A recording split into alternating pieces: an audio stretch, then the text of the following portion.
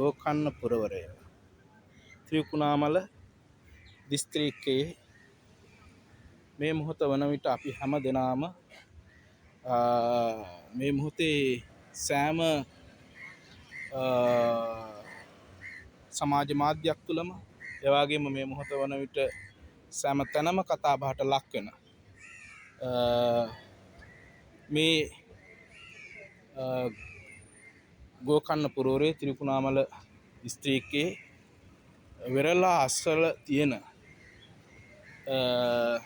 මෙම තාවකාලික මණ්ඩපය තුළ තමයි මෙම බුදු පිළිම වහන්සේ තැන්පත් කොට තිබෙන්නේ.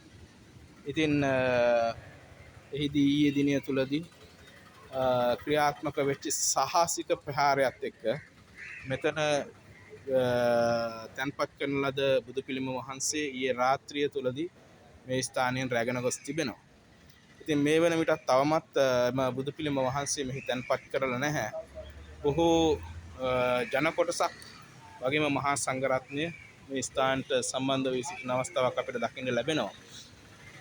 ඉතින් බුදු පිළිම වහන්සේ නමක් මෙහි තැන්පත් කිරීම සියලු දෙනාට ආශිර්වාද පිණිස තිබෙන දෙයක්. ඇත්තටම ඔබට දකින්නට පුළුවන් මෙතන තියෙන මේ පැරණි ගොඩනැගිලි වල නෂ්ටාවශේෂයන් තිබෙනවා. මෙතන මීට ඉහත කාලයේදී මම හිතන්නේ බොහෝ පිරිස් අධ්‍යාපනය හදාරපු ස්ථානයක් හැටියටත් අපිට දැක ගන්නට පුළුවන්. මෙතන පන්ති කාමර පවත්වාගෙන මෙහි ළමුන්ට අධ්‍යාපනය ලබා දුන් ස්ථානයක් තමයි මේ ස්ථානය. මේ බෝධිරාජාණන් වහන්සේගෙන් අපිට පැහැදිලි වෙනවා කොයිතරම්නම් ඉතිහාසයක් මේ ස්ථානයට තියෙනවද, බෞද්ධ උරුමයක් මේ තුල ගැබ්ව තිබෙනවද කියන එක අපිට පැහැදිලි වෙනවා. ඒ නිසාවෙන් අපිට මෙහි කාත් එක්කවත් අපට වාද විවාද තියන්නට අවශ්‍ය වෙන්නේ නැහැ.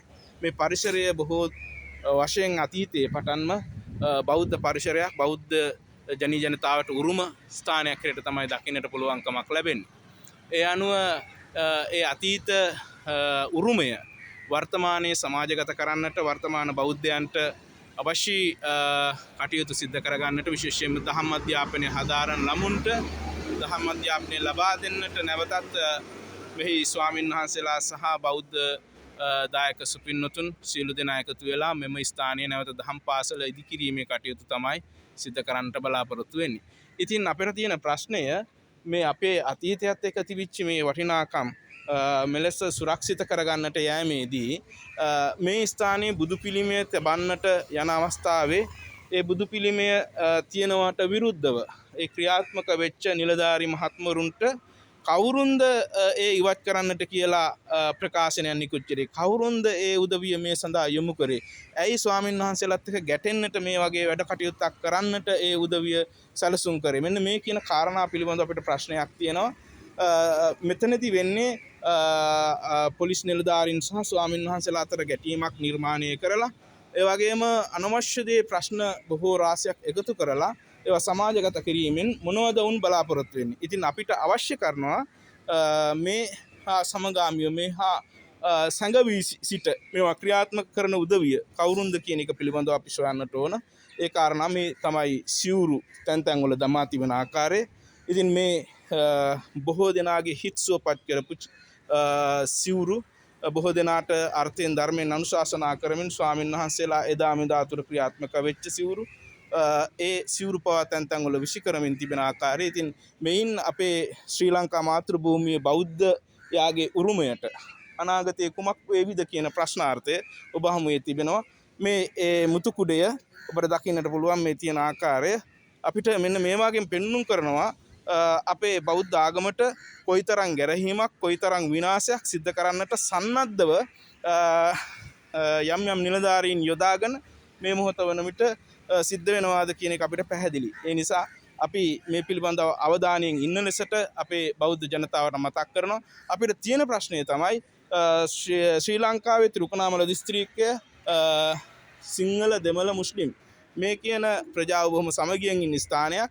ඒ සමගිය දෙදරන්නට, ඒ සමගිය විනාශ කරන්නට කවුරුන්ද මේ උත්සාහ දරන්නේ කියන එක අපිට ප්‍රශ්නයක් කළා තියෙනවා. ඒ නිසා මේ ප්‍රශ්නයන් හමුවේ තවත් අපට බොහෝ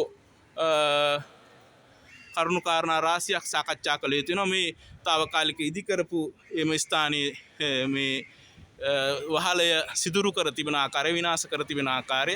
ඉතින් මේවත් සමග අපිට තියෙන ප්‍රශ්නය මේ ගෝකර්ණ පුරවරයේ අතීත ශ්‍රී විභූතියට වර්තමානයේ නැවත ස්ථාපිත කරන්නට යන ගමනේදී මේ විනාශයන් කරන්නට, මේ සමගිය දෙදරන්නට මෙවැනි වූ වැඩ කටයුතු කරන උදවිය පිළිබඳව නැවත නැවතත් සොයා බලන්නට කියන එක අපි මතක් කරනවා. සියලු දෙනාට තෙරුවන් සරණයි.